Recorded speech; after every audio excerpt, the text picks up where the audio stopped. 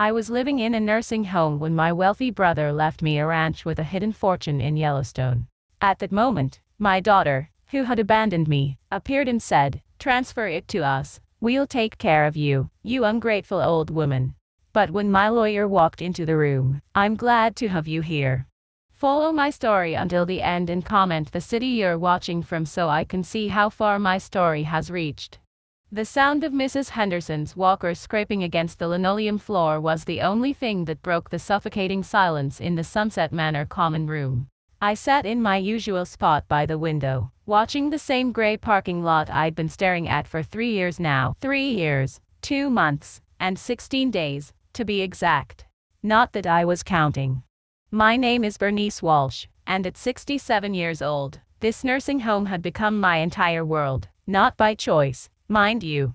My daughter, Astrid, had made that decision for me, along with her husband, Marcus, on a cold Tuesday morning in March 2021.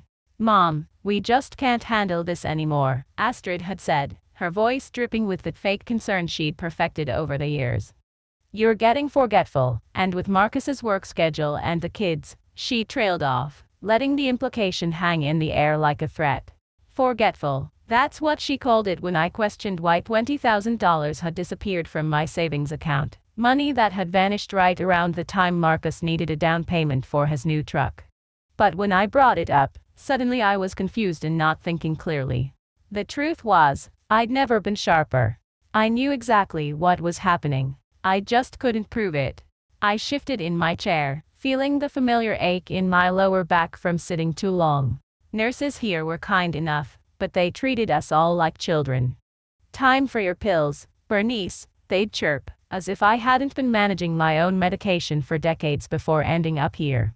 Through the window, I watched a family loading an elderly man into their car. His daughter held his arm gently, laughing at something he'd said.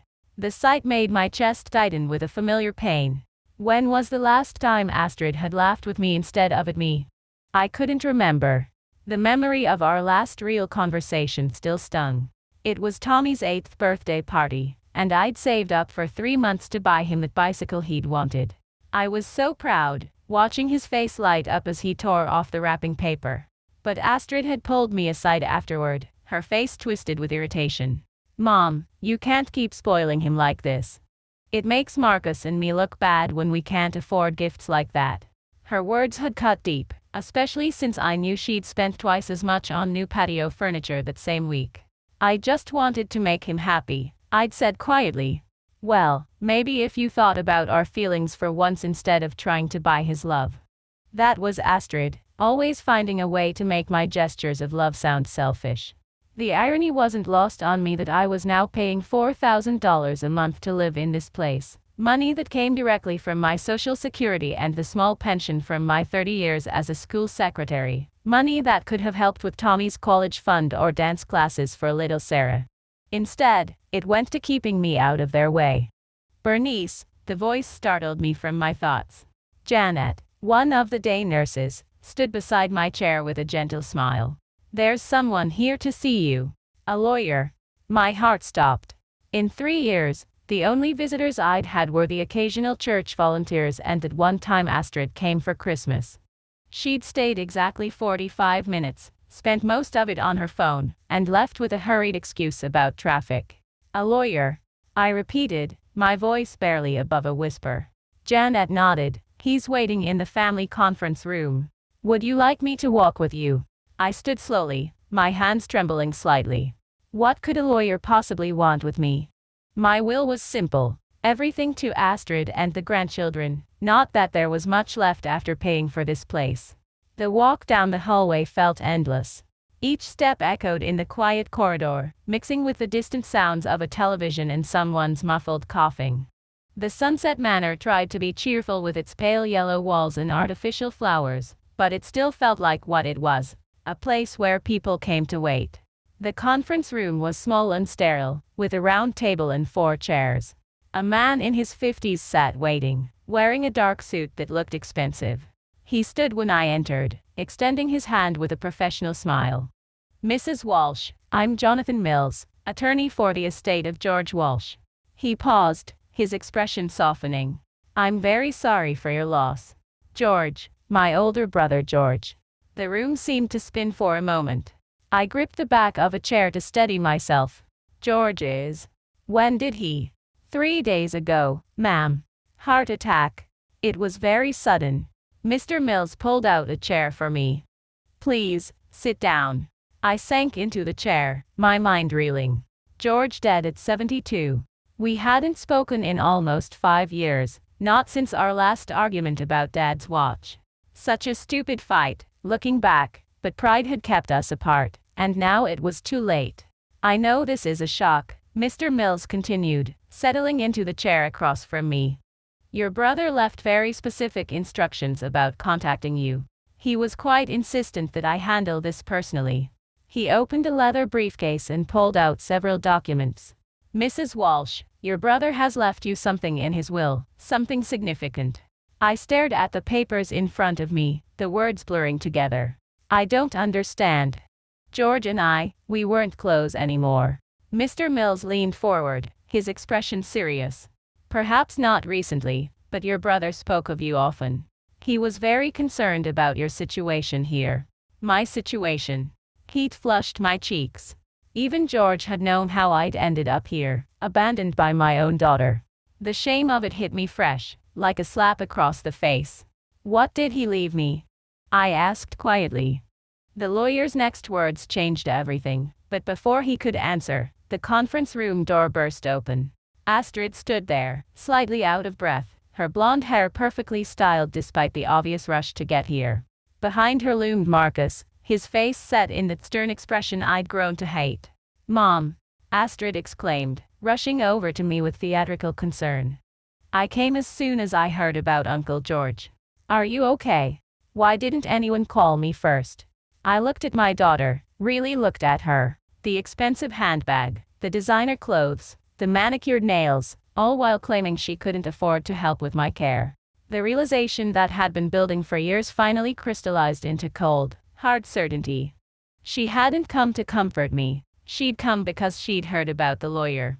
Mr. Mills cleared his throat and glanced between Astrid and me with obvious discomfort. I'm afraid this meeting was scheduled specifically with Mrs. Walsh. Perhaps we could.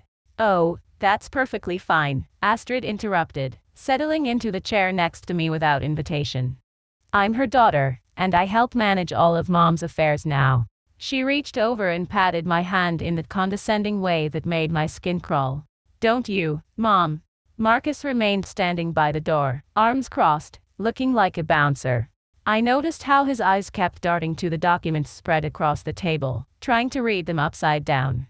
Actually, I said, surprising myself with the firmness in my voice, I'd like to hear what Mr. Mills has to say. Astrid's smile tightened almost imperceptibly. Of course, Mom. I'm just here to help you understand everything. You know how confusing legal matters can be. The condescension in her tone was like a match to kindling. How many times had she used that exact phrase to justify taking over my life? You know how confusing things can be for you, Mom. It was her favorite way of dismissing my concerns, my questions, my very capacity to think for myself. Mr. Mills looked at me directly, ignoring Astrid's presence. Mrs. Walsh, your brother George owned a ranch in Yellowstone County, Montana. 2,000 acres of pristine land that's been in your family for over 60 years. I blinked in surprise. George had a ranch, but he worked at the grain elevator. That was his day job, yes, but he inherited the property from your Uncle Robert and had been running cattle on it for decades. Mr. Mills pulled out a photograph and slid it across the table. This is the main house and surrounding buildings. The photograph showed a beautiful log home nestled against rolling hills, with a red barn and several outbuildings scattered across green pastures. Mountains rose in the distance, creating a backdrop that looked like something from a postcard. It was nothing like the modest apartment where George had lived in town. Why didn't he ever tell me? I whispered, tracing the edges of the photograph with my finger. Your brother was a very private man. He believed in living simply, even though he... Mr. Mills paused, glancing at Astrid, who was leaning forward with barely contained excitement. Perhaps we should discuss the details privately. No need for that, Astrid said quickly. Like I said, I help Mom with everything now. Right, Mom. She squeezed my hand harder than necessary, her nails digging into my skin. I pulled my hand away. What details, Mr. Mills? The lawyer opened another folder and pulled out a bank statement. When he slid it across the table, I had to read the numbers 3 times before they made sense. $8.4 million.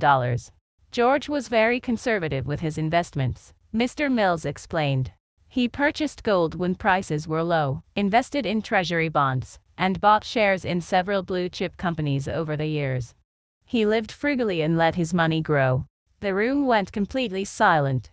I could hear my own heartbeat pounding in my ears. $8 million. George, who I'd thought barely scraped by on his factory pension, had been a millionaire. Holy shit, Marcus breathed from his position by the door. Astrid shot him a warning look before turning back to me with wide eyes. Mom, this is incredible. Uncle George must have really loved you to leave you all this. But I was staring at Mr. Mills, trying to process what he'd just told me. He left me everything. The ranch, the investments, the mineral rights to the property. Everything. Yes.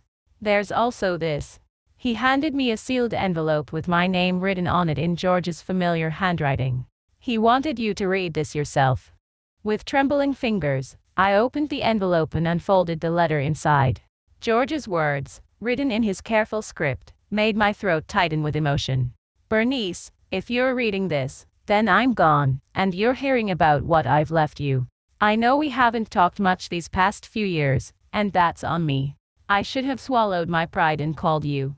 I want you to know that I never forgot what you went through with Dad, how you took care of me when I was sick as a kid, how you made sure I got to school even when Dad was on one of his benders.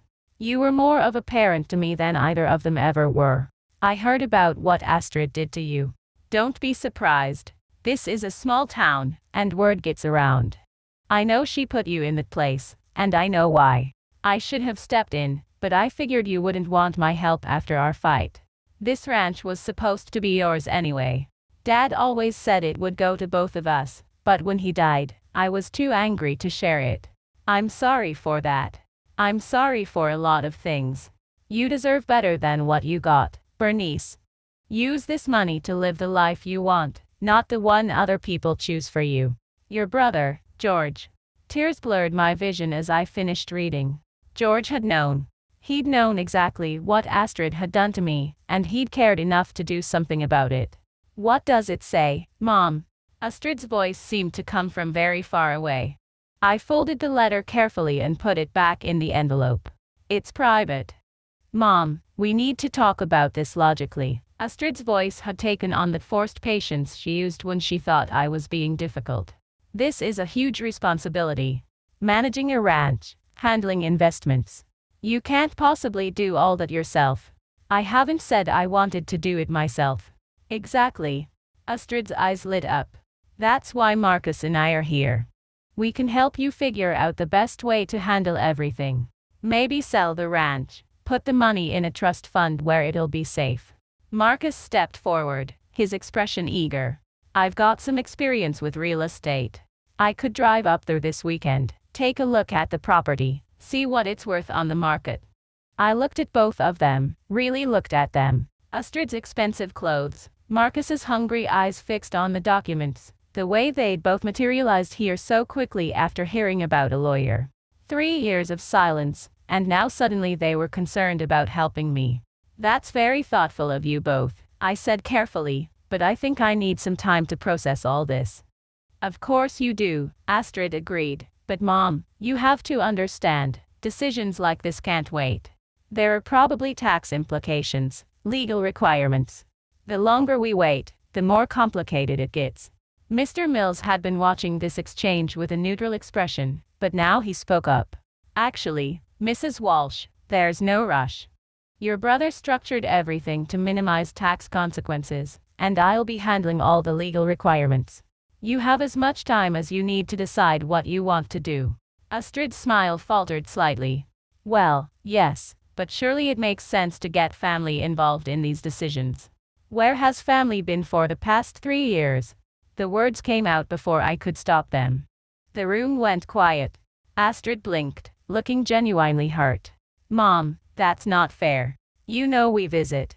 You visited me exactly 4 times in 3 years, Astrid. 4 times. And 3 of those were holidays when you felt obligated. My voice was steadier than I felt. The last time was Christmas, 8 months ago, and you spent the entire time complaining about the drive here. Mom, we've been busy with the kids, with work. Too busy to call. Too busy to check if I was okay. Too busy to take me out for a meal or even bring the grandchildren to see me. I stood up slowly, feeling strength return to my legs. But somehow, you found time to be here 20 minutes after a lawyer mentioned an inheritance. Marcus shifted uncomfortably. Look, Bernice, I think there's been some misunderstandings. No misunderstandings, I said quietly. Just finally understanding. Astrid reached for my arm. Mom, please. I know we haven't been perfect, but we're family. We love you. I looked down at her hand on my arm, then at her face. For just a moment, I saw the little girl she used to be, the one who would crawl into my lap when she had nightmares. But that little girl was gone, replaced by a woman who saw me as nothing more than an inconvenience to be managed. Mr. Mills, I said, turning to the lawyer, I'd like to schedule another meeting, just the 2 of us. He nodded. Of course. I'm staying in town overnight. Would tomorrow morning work? That would be perfect. Astrid stood up quickly, her composure finally cracking. Mom, you can't just shut us out of this. We're your family. I walked to the door, then turned back to look at her. Family doesn't abandon each other in nursing homes and disappear for months at a time. As I left the conference room, I heard Astrid calling after me, her voice sharp with panic. But for the first time in 3 years, I didn't stop to comfort her, to smooth things over, to make her feel better about treating me badly. For the first time in 3 years, I kept walking. I barely slept that night. Every time I closed my eyes, I saw George's handwriting, felt the weight of his words. You deserve better than what you got, Bernice. The letter was tucked safely in my nightstand drawer, but I'd already memorized every word. $8 million. The number kept spinning through my head like a slot machine that had finally hit the jackpot. I could leave this place. I could actually leave. But even as hope bloomed in my chest, a familiar voice whispered doubts. Who was I kidding? I was 67 years old, living in a nursing home because my own daughter said I couldn't take care of myself. What did I know about managing a ranch or millions of dollars? The morning brought an early visitor. I was having breakfast in the dining room when Janet approached my table, looking uncomfortable. Bernice, your daughter is here. She's asking to see you, and she brought the grandchildren.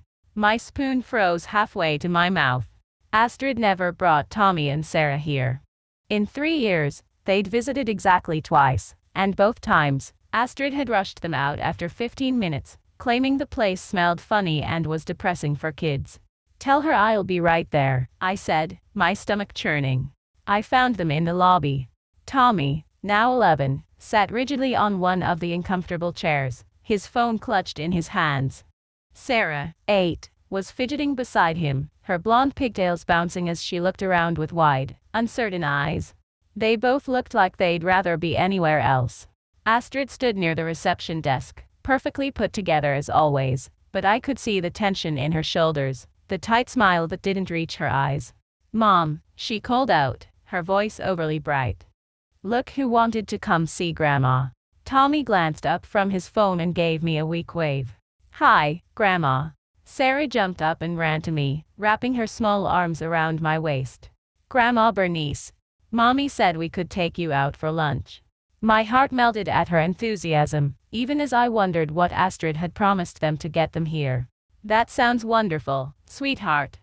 There's this great little cafe downtown, Astrid said, already moving toward the door. Very quiet, perfect for talking. The cafe was indeed quiet, so quiet that our conversation carried easily to nearby tables. Astrid had chosen a corner booth, positioning herself so she could see anyone who might be listening. Tommy and Sarah sat across from us, sharing a plate of chocolate chip cookies that neither of them seemed particularly interested in. I hope you're not angry about yesterday, Astrid began, stirring sugar into her coffee with deliberate care. I know it might have seemed like we were pushy, but we're just worried about you. I sipped my tea and waited for her to continue. I'd learned long ago that Astrid revealed more when I let her fill the silence. This inheritance, it's wonderful, of course. Uncle George was so generous. But Mom, you have to understand how overwhelming this must be for you. She reached across the table and covered my hand with hers. Managing that kind of money, a whole ranch. It's a lot, even for someone who's used to handling complex finances. And you think I'm not capable of handling it? I think you're amazing, Mom, but you're also living in assisted care for a reason. The doctors said. What doctors? I interrupted. I've never been evaluated by any doctors except for my regular checkups. Astrid's smile flickered. Well, Dr. Morrison said you were having some memory issues. Dr. Morrison said I had mild arthritis and slightly elevated blood pressure. Nothing about memory issues. The silence stretched between us. Sarah looked up from her cookie, sensing the tension. Are you okay, Grandma? I'm fine, sweetheart, I assured her, forcing a smile. Astrid regrouped quickly. The point is, we want to help you make the best decisions. Marcus has been researching investment firms, and we think it would be smart to put everything into a managed portfolio. That way, you don't have to worry about any of the day-to-day stress. And who would manage this portfolio? Well, we'd set it up so that Marcus and I could help monitor things, just to make sure everything stays safe. She squeezed my hand. We could even arrange for a monthly allowance to be sent directly to Sunset Manor, so you never have to worry about payments. There it was. They wanted to control the money and keep me exactly where I was. What if I wanted to leave Sunset Manor? I asked quietly. Astrid's mask slipped for just a moment. Mom, be realistic. You can't live on your own anymore. Remember what happened before. You were forgetting to pay bills, leaving the stove on. I left the stove on once. One time, when I was distracted by a phone call from Marcus asking me to loan you money for Sarah's dental work. Mom. And I was never forgetting to pay bills. You were just upset that I questioned why my bank balance was $20,000 lower than it should have been. Tommy looked up from his phone, finally paying attention. What's wrong with Grandma's bank?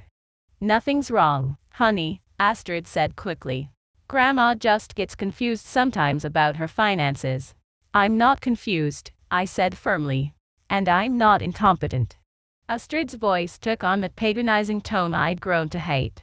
Of course you're not incompetent, but Mom, this is $8 million we're talking about. What if someone tries to take advantage of you? What if you make a mistake that costs you everything? Like trusting my own daughter. The words hung in the air like a slap. Sarah's eyes went wide, and Tommy actually looked up from his phone. Even the couple at the next table stopped talking. Astrid's face went white, then flushed red. I can't believe you just said that. Can't you? I kept my voice steady, but inside I was shaking. Astrid, in 3 years, you've visited me 4 times. You've called maybe a dozen times, and half of those were to ask me to call the insurance company about some bill you thought should be covered. You put me in Sunset Manor against my wishes and then disappeared from my life. And now, 24 hours after learning about an inheritance, you're here with the grandchildren talking about what's best for me. We're here because we love you. No, I said quietly. You're here because you smell money. Sarah started to cry. The sound broke my heart, but I couldn't back down now, not when I finally had the courage to speak the truth. Tommy put his arm around his sister. Mom, why is Grandma sad? Astrid's eyes filled with tears, real ones this time, I thought. She's not sad, honey.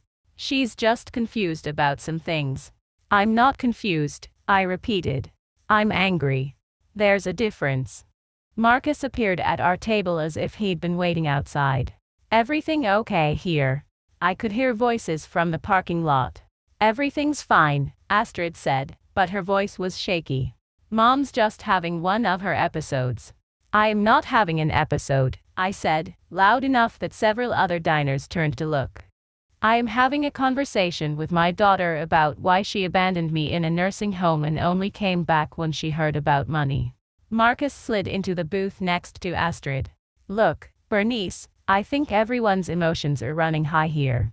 Maybe we should take a step back. Maybe you should take several steps back, I replied. This is between Astrid and me.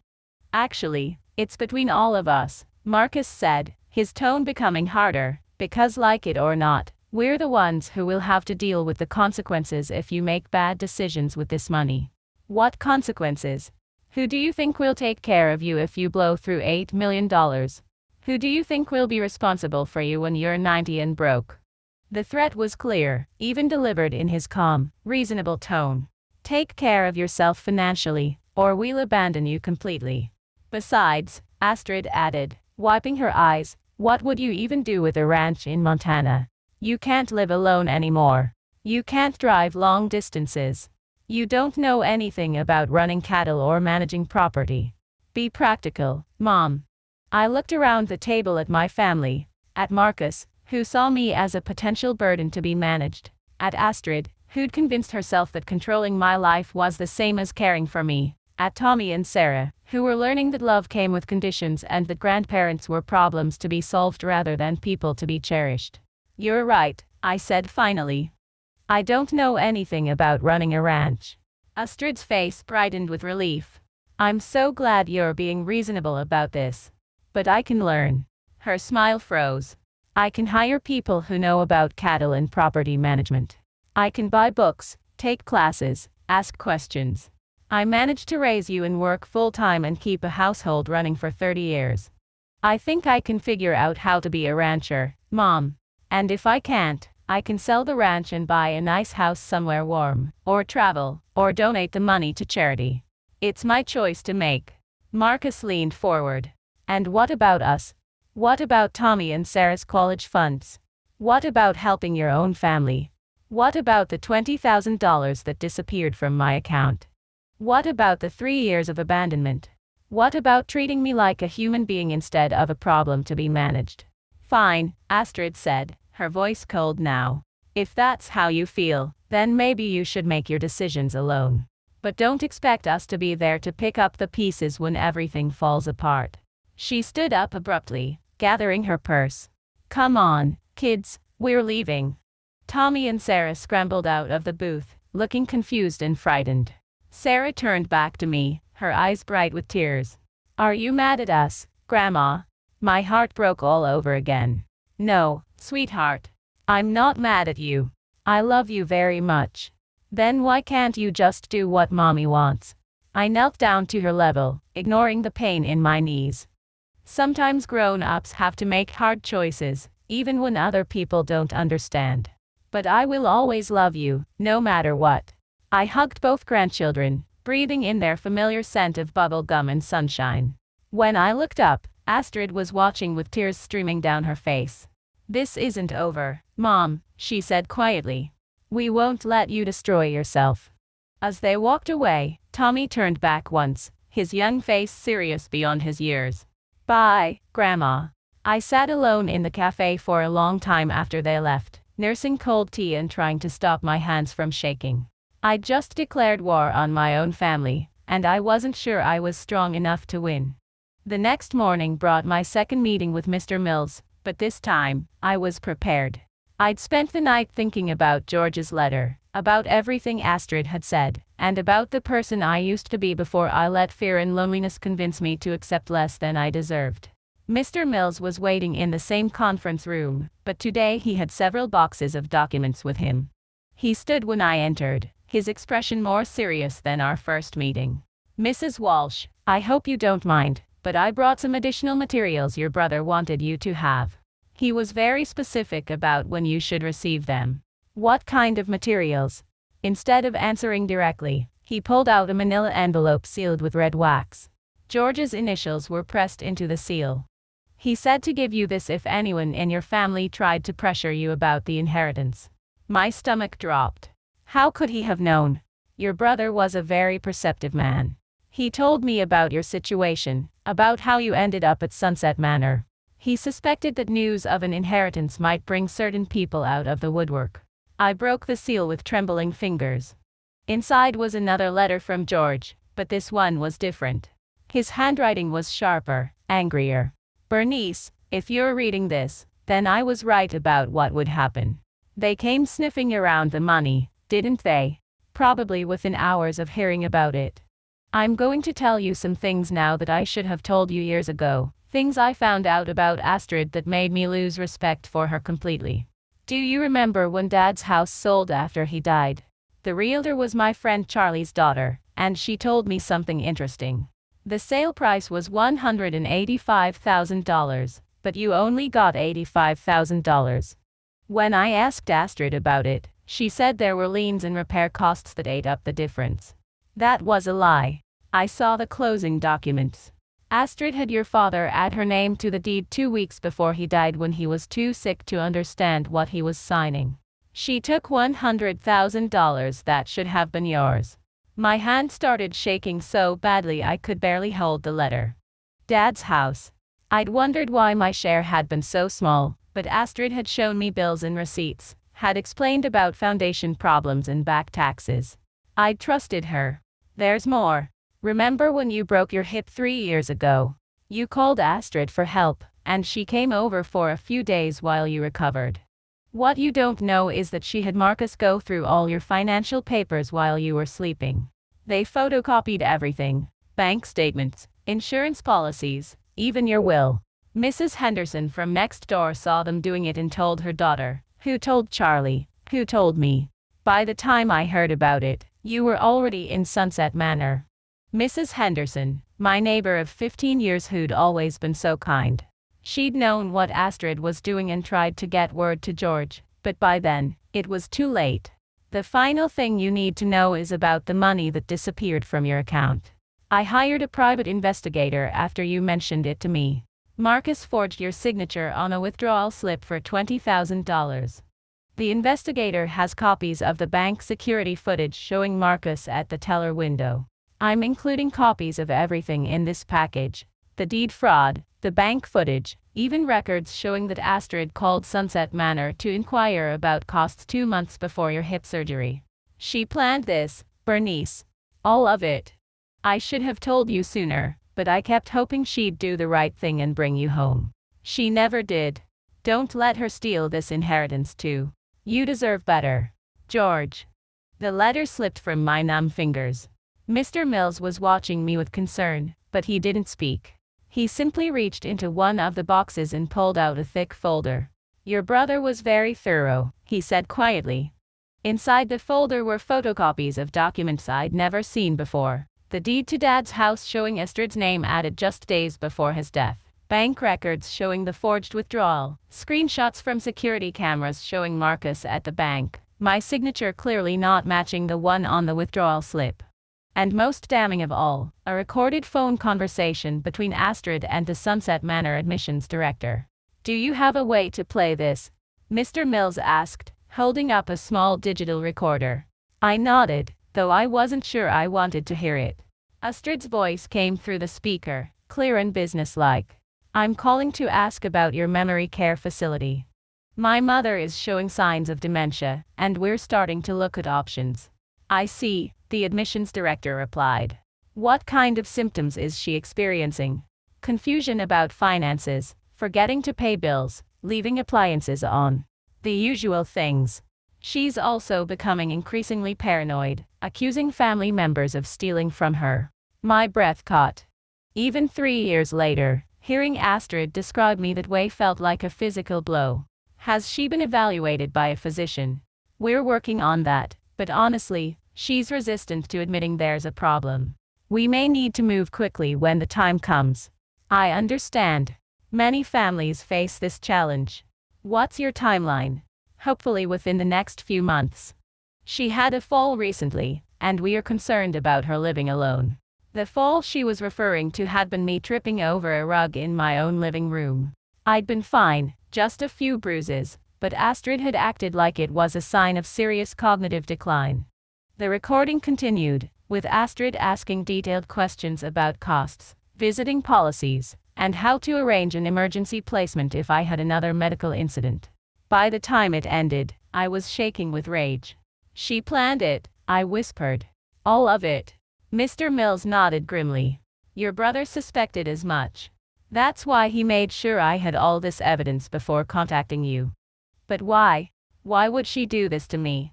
Based on what your brother told me, I think she saw you as a financial burden that was getting in the way of her own plans. With you in assisted care, she didn't have to worry about supporting you in your old age. And with access to your finances, she could take whatever she wanted. I finished the thought, feeling sick. Your brother also discovered that Astrid and Marcus were having serious financial problems around the time you were placed in Sunset Manor. Marcus had lost his job, they were behind on their mortgage, and they'd maxed out several credit cards. Everything was starting to make horrible sense. The expensive clothes Astrid wore when she visited, the new car Marcus had been driving, the European vacation they'd taken last summer that they'd posted all over social media, all funded by stealing from me. What can I do about this? I asked. Mr. Mills pulled out another folder. Your brother anticipated that question too. He's already done most of the groundwork for legal action, if that's what you choose. The evidence is solid. Fraud, elder abuse, forgery. The district attorney would likely be very interested in this case. And if I don't want to press charges, that's entirely your choice. But, Mrs. Walsh, you should know that what they did to you, it's not just morally wrong, it's criminal. And based on your brother's investigation, you're probably not their only victim. What do you mean? Marcus's elderly father died 2 years ago. He was in a nursing home for the last 6 months of his life, and Marcus was handling his finances. The old man's estate was supposed to be worth about $150,000, but when he died, there was less than $10,000 left. Marcus claimed it all went to medical expenses. I closed my eyes, feeling overwhelmed. How many people had they hurt? How many other families had been torn apart by their greed? There's something else, Mr. Mills continued. Your brother set up the inheritance with very specific protections. Even if you wanted to give Astrid access to the money, you legally can't. The trust is structured so that the funds can only be used for your direct benefit. What does that mean? It means that even if they somehow convinced you to sign papers or if they tried to claim you were incompetent and get guardianship, they still couldn't touch the money. Your brother made sure of that. For the first time since this whole nightmare began, I felt a spark of hope. George had protected me, even from myself. He really thought of everything, didn't he? Mr. Mills smiled. He loved you very much, Mrs. Walsh, and he wanted to make sure that this time, no one could take advantage of you. I gathered up all the documents, feeling their weight in my hands, evidence of betrayal, but also proof that I wasn't crazy, wasn't paranoid, wasn't the confused old woman Astrid had painted me to be. Mr. Mills, I want to see the ranch. Of course. I can arrange for a car to drive you up there whenever you're ready. And I want to know what it would take to live there. His eyebrows rose slightly. Are you sure? It's quite remote in managing a property that size. I'm sure, I said firmly. For the first time in 3 years, I'm absolutely sure about something. As I walked back to my room at Sunset Manor, the folder of evidence tucked securely under my arm, I felt something I hadn't experienced in years.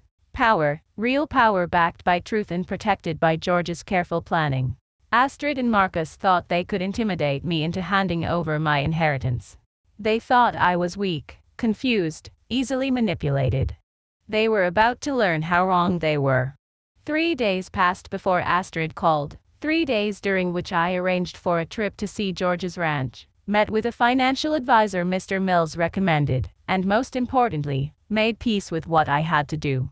When her name appeared on my phone, I let it ring 4 times before answering. Mom, her voice was strained, exhausted. We need to talk. Hello, Astrid. I've been thinking about our conversation at the cafe, and I think we both said things we didn't mean. I know you're upset, but family is family. We need to work this out. I sat in my chair by the window, watching the familiar gray parking lot. What did you have in mind? Marcus and I talked to a lawyer. We think the best solution is to set up a family trust with all 3 of us as trustees. That way, everyone has a say and there's protection against any impulsive decisions. By impulsive decisions, you mean me actually using my own inheritance. Mom, please don't be like that. This is about protecting you, about protecting all of us. Where have you been for 3 days, Astrid? The question seemed to throw her. What do you mean? I mean, if this inheritance is such a crisis that requires immediate family meetings and emergency legal consultations, where have you been for 3 days? Why didn't you call sooner? We needed time to research options, to figure out the best approach. You needed time to figure out how to control the money. A long silence. When Astrid spoke again, her voice was harder. Fine, you want honesty. Yes, we're concerned about you making decisions that could hurt everyone. You haven't exactly shown great judgment in the past. What past decisions are you referring to? Mom, you let Dad walk all over you for 20 years. You stayed in a job that barely paid the bills when you could have done better. You trusted people who took advantage of you. And look where it got you, alone in a nursing home. Each word was designed to hurt, to make me doubt myself. The old Bernice would have crumbled, would have apologized for being difficult. But the old Bernice hadn't known what I knew now. You're right, I said calmly. I did trust people who took advantage of me. But I'm learning from those mistakes.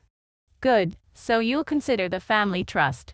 Actually, I've decided to accept your suggestion from the cafe. Which suggestion? That I make my decisions alone. Another silence, this one crackling with tension. What does that mean? It means I'm declining your offer to help manage my inheritance. It means I'm making my own choices about my own money. And it means I think it's time you and Marcus face the consequences of your own choices. What are you talking about? I pulled George's folder into my lap, running my fingers over the evidence inside. I'm talking about the $100,000 you stole from Dad's estate. I'm talking about the $20,000 Marcus forged my name to steal from my bank account. I'm talking about the 3 years you've kept me in this place while telling everyone I'm incompetent. The silence on the other end was deafening. I don't know what lies Uncle George told you. George didn't tell me anything. He showed me bank records, security footage, recorded phone calls. Everything. That's impossible. Would you like me to play the recording of you calling Sunset Manor 2 months before my hip surgery? The one where you describe my dementia symptoms and ask about emergency placement options. I heard a sharp intake of breath. Mom, I can explain. I'm sure you can. You're very good at explaining things in ways that make me look confused and you look like the caring daughter. But I'm done listening to explanations. You can't prove any of this. Actually, I can. George hired a private investigator. Everything is documented, photographed, recorded. The district attorney would be very interested in a case involving elder abuse and financial fraud. You wouldn't. But her voice wavered with uncertainty. Wouldn't I? You've spent 3 years telling everyone I'm not competent to make my own decisions, but apparently, I'm competent enough to press criminal charges. I could hear her breathing getting faster, more panicked. Mom, please, think about Tommy and Sarah. Think about what this would do to them. And there it was, using my grandchildren as shields, just like she'd used them as weapons at the cafe. I have thought about them, Astrid. I've thought about what kind of lesson you're teaching them. That it's okay to steal from family. That it's okay to abandon elderly relatives. That love is conditional on what people can give you. That's not what we're teaching them. Isn't it? Tommy is 11 years old and he's never spent a night at his grandmother's house. Sarah is 8 and she's visited me 6 times in 3 years. What exactly are you teaching them about family? We're protecting them from seeing you like this. Like what? Independent. Making my own decisions. Standing up for myself. God forbid they see their grandmother acting like she has value. You're twisting everything. I'm seeing everything clearly for the first time in years. Fine, Astrid's voice cracked with frustration. You wanna cut us out, go ahead. But don't come crying to us when you realize you can't handle this alone. Don't expect us to pick up the pieces when you lose everything. I won't need you to pick up the pieces, Astrid, because unlike you, I'm not planning to steal from family members to solve my problems. You know what? You deserve to be alone. You've always been selfish, always played the victim. Maybe being abandoned is exactly what you earned. The cruelty in her voice should have devastated me. A week ago, it would have. But now, armed with the truth about who she really was, it just sounded pathetic. Maybe you're right, I said quietly. Maybe I do deserve to be alone. But if that's true, then what do you deserve for stealing from me? What do you deserve for lying about me? What do you deserve for abandoning me? She hung up without answering. 2 hours later, Marcus called. Bernice, we need to talk. Astrid is hysterical, and this whole situation is getting out of hand. Hello, Marcus. How are you enjoying the truck you bought with my $20,000? A pause. I think there's been some misunderstanding. No misunderstanding. I have security footage of you at the bank forging my signature. I have copies of the withdrawal slips. I have everything. Look, if there were some financial irregularities, I'm sure we can work it out. But threatening to involve law enforcement, that's going too far. Is it? You committed a felony, Marcus. Elder abuse is a serious crime. You're talking about destroying our family over some accounting errors. I'm talking about getting justice for 3 years of abuse. His tone shifted, becoming harder, more threatening. You know what your problem is, Bernice. You think this inheritance makes you powerful, but you're still a confused old woman in a nursing home. You still need us. Do I? Who's going to drive you to doctor's appointments? Who's going to handle your medications when you forget? Who's going to be there when you fall and break a hip? The same people who've been doing those things for the past 3 years. Paid professionals who actually care about my well-being.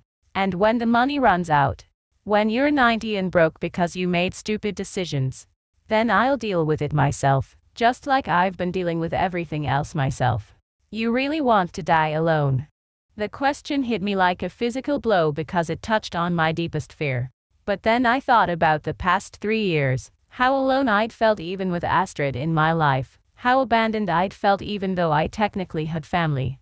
Marcus, I've been alone for 3 years. The only difference now is that I'm choosing it. I hung up and immediately called Mr. Mills. I want to see the ranch tomorrow, I told him. And I want to start the paperwork to move there. Are you sure, Mrs. Walsh? This is a big decision. I'm sure. For the first time in years, I'm absolutely sure. That evening, I sat in my room and wrote 2 letters. The first was to Tommy and Sarah, explaining why Grandma might not see them for a while but that I loved them and hoped they would understand someday when they were older. The second was to Mr. Mills with detailed instructions about what to do if Astrid or Marcus tried to claim I was incompetent or attempted to gain guardianship over me.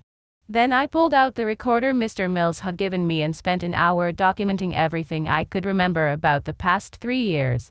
Every lie Astrid had told, every excuse Marcus had made, every time they'd made me feel like a burden instead of a person. If they wanted to play games about my competency, I'd give them evidence of exactly how competent I was. The next morning, I packed my few belongings into 2 suitcases. 3 years of life in a nursing home didn't amount to much. Some clothes, a few books, the photographs I'd salvaged from my old house. As I folded George's letters carefully between my sweaters, I found myself smiling. For the first time since this nightmare began, I was in control. Astrid and Marcus thought they could intimidate me into giving them what they wanted. They thought I was weak, confused, desperate for their approval.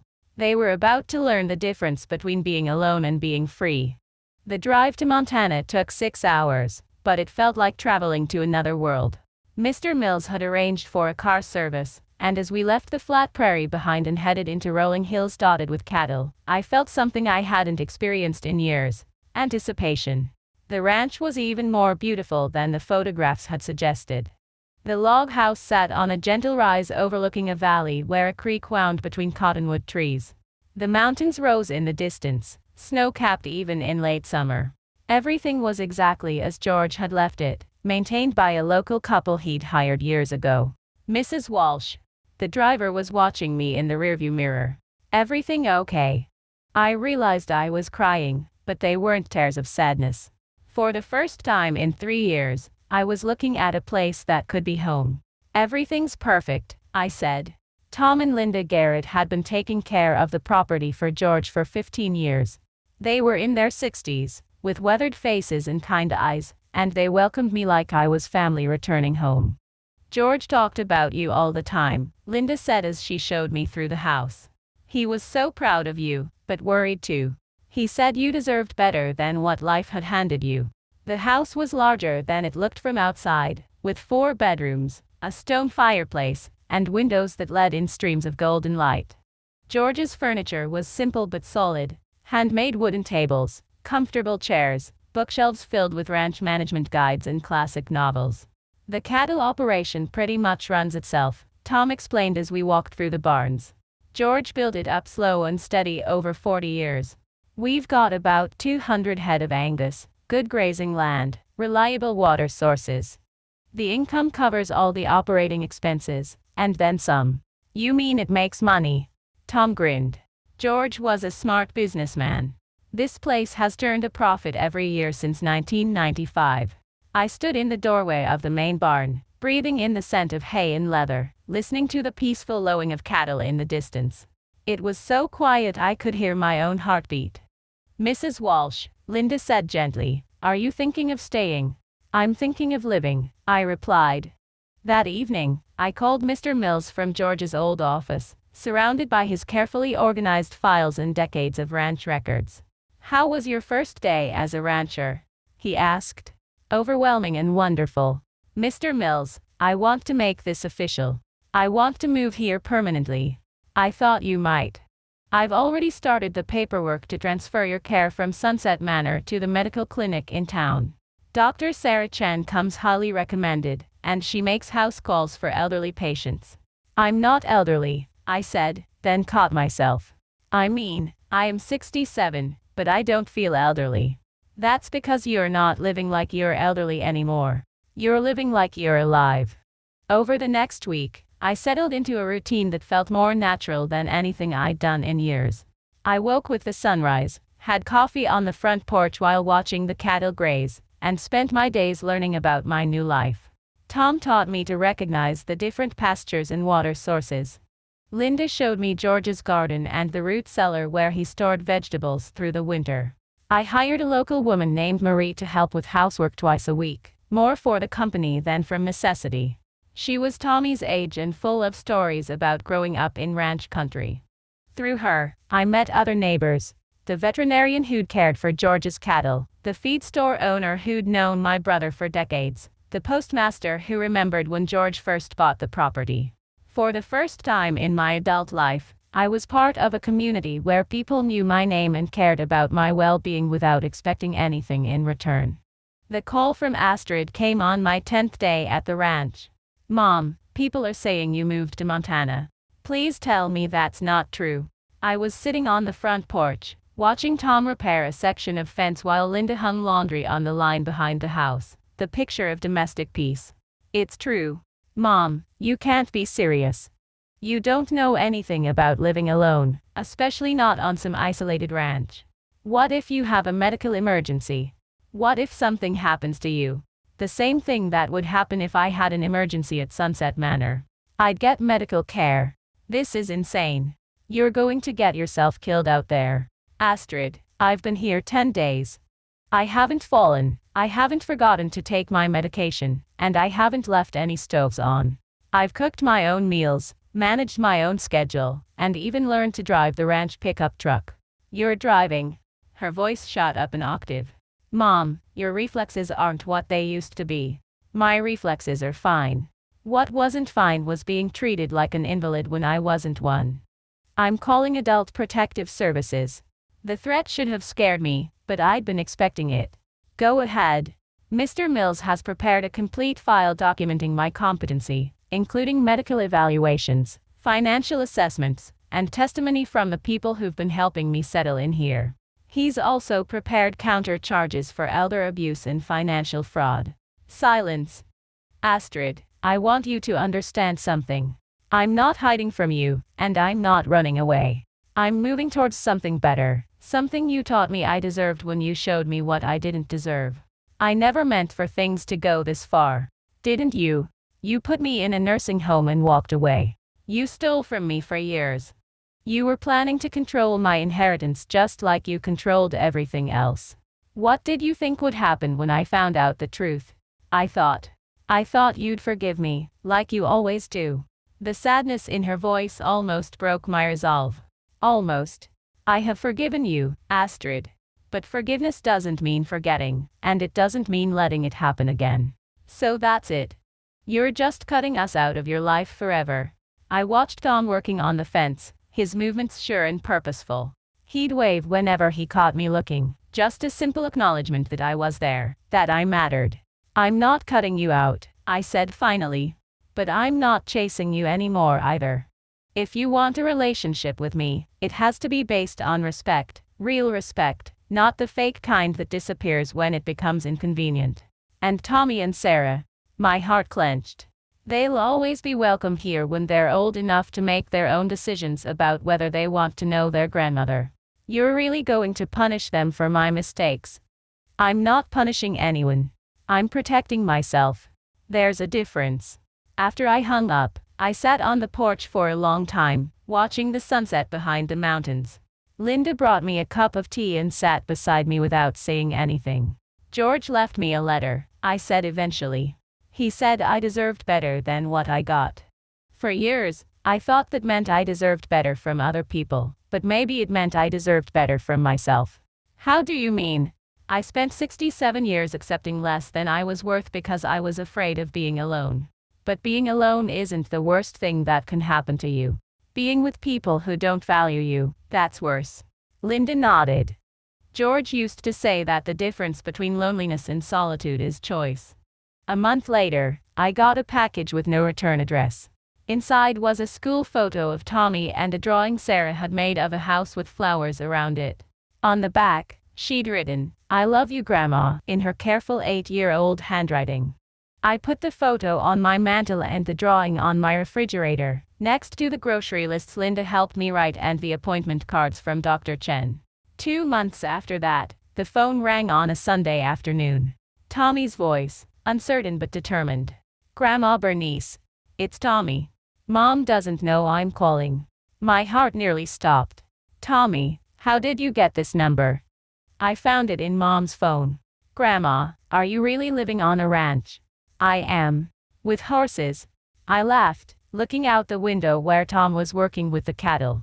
"No horses, but lots of cows and chickens, and the most beautiful mountains you've ever seen. Could Sarah and I visit sometime? When we're older?" "Oh, sweetheart, you could visit anytime your mother says it's okay. She says you don't want to see us anymore." The lie hit me like a physical blow. "That's not true, Tommy. I will always want to see you. But sometimes, grown-ups have disagreements that make things complicated. Is it because Mom did something bad?" "Smart boy, too smart for his own good, probably." "It's because I finally learned to stand up for myself." "Good," he said fiercely. "You should stand up for yourself." After we hung up, I called Mr. Mills. "I want to set up college funds for Tommy and Sarah," I said. "Funds that Astrid can't touch, that go directly to them when they turn 18. "That's very generous, Mrs. Walsh." "It's not generous. It's an investment in the future. Someday, when they're adults, they'll have questions about what happened to their family. When they do, I want them to know that their grandmother never stopped loving them." 6 months later, I was feeding the chickens when I saw a familiar car coming up the ranch road. My heart clenched with old instincts, the urge to run, to hide, to avoid confrontation. Instead, I finished scattering the feed and waited. Astrid got out of her car slowly, looking around at the ranch with something that might have been wonder. She'd lost weight, and there were lines around her eyes that hadn't been there before. "Hello, Mom." "Hello, Astrid." We looked at each other across the farmyard, two women who'd hurt each other in ways that might never fully heal. "The kids miss you," she said finally. "I miss them too. Tommy keeps asking when he can visit. Sarah draws pictures of you all the time." I waited, not making it easy for her. I came to apologize. Really apologize, not just try to get you to come back so things could go back to the way they were. And to tell you that Marcus and I are getting divorced. When he found out you weren't going to give us access to the inheritance, he showed his true colors. It turns out I wasn't the only person he was stealing from. I felt a flicker of sympathy, but not surprise. I'm sorry. Are you? I'm sorry you're in pain. I'm sorry the kids are going through a divorce. I'm not sorry that you're learning who Marcus really is. Astrid nodded, tears starting to fall. I know I don't have the right to ask this, but could we start over?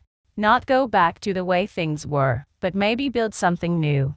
I looked at my daughter, really looked at her, and saw something I hadn't seen in years. Humility, real remorse, the beginning of change. That depends, I said. On what? On whether you're here because you want a relationship with me or because you want something from me. I want my mother back, she whispered. I want the kids to know their grandmother. I want to stop being the person who abandoned you. It wasn't everything. It wasn't a magic wand that would erase 3 years of pain and decades of taking me for granted. But it was a beginning. Would you like to come in for coffee? I asked. As we walked toward the house together, I caught sight of myself in the reflection of the front window. The woman looking back at me was straight-backed, confident, alive. She was wearing work boots and jeans that actually fit her. Her hair was pulled back in a practical ponytail, and her face was tanned from spending time outdoors. She looked like someone who knew her own worth. George had been right. I deserved better than what I'd been accepting. But more than that, I'd finally learned that I had the power to demand it. The ranch spread out around us, mine now in every sense that mattered. The mountains stood guard in the distance, unchanging and strong. And for the first time in my 67 years, I was exactly where I belonged. Now, I'm curious about you who listen to my story. What would you do if you were in my place? Have you ever been through something similar? Comment below, and meanwhile, I'm leaving on the final screen 2 other stories that are channel favorites, and they will definitely surprise you. Thank you for watching until here.